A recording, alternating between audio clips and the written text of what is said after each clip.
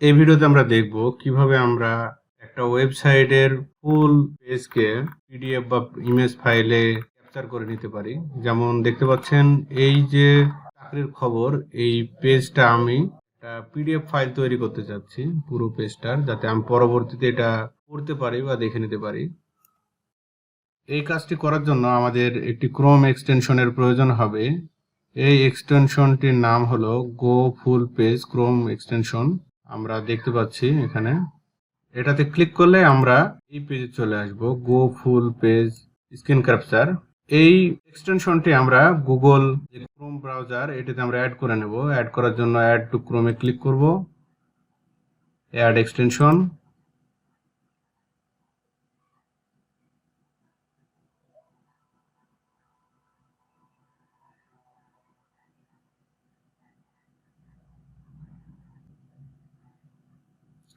এক্সটেনশনটি add হয়ে গেছে। আমরা এখান থেকে এক্সটেনশন এই সিম্বলে ক্লিক করব। ক্লিক করার পরে এটাকে পিন আপ করে নেব।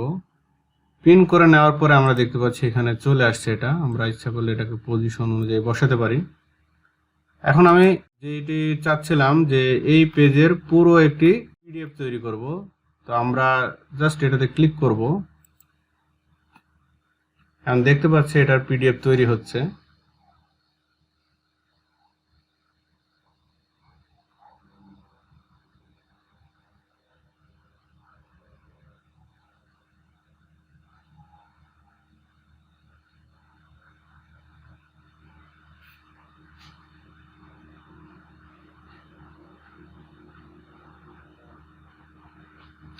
এটার পিডিএফ তৈরি হয়ে গেছে। আমি যদি এটাকে জুম করি দেখতে পাচ্ছি হুবহু এই ওয়েবসাইটের মতোই এটা তৈরি হয়ে গেছে।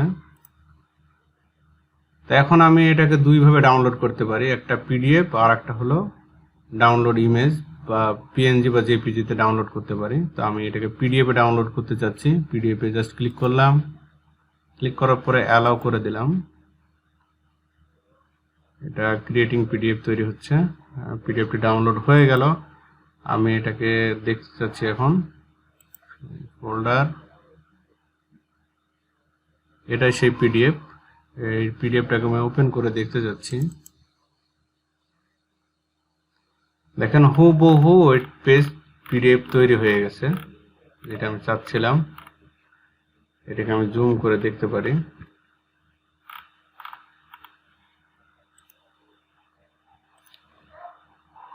এর কিছু সেটিং আছে, আমরা এই অপশনে ক্লিক করলেই কিছু সেটিং পাবো। যেমন ইমেজ ফরম্যাট থেকে আমি জেপিজি পিএনজি যে কোনো একটা নিয়ে নিতে পারি। পিডিএফ এর সাইজ কেমন হবে সেটাও আমরা নির্ধারণ করে দিতে পারি। তো আমি A4 পোর্ট্রেট এটা নির্ধারণ করে দিলাম, সেভ হয়ে গেল। এটা যে কোনো ওয়েবসাইটের আমরা এখন খুব সহজে একটা পিডিএফ বা ইমেজ ফাইল তৈরি করে নিতে পারি। এই ছিল ভিডিওটি দেখার জন্য ধন্যবাদ। ভিডিওটি ভালো লাগলে একটি লাইক দেবেন, চ্যানেলটি সাবস্ক্রাইব করে রাখবেন এরকম নতুন নতুন ভিডিও পেতে।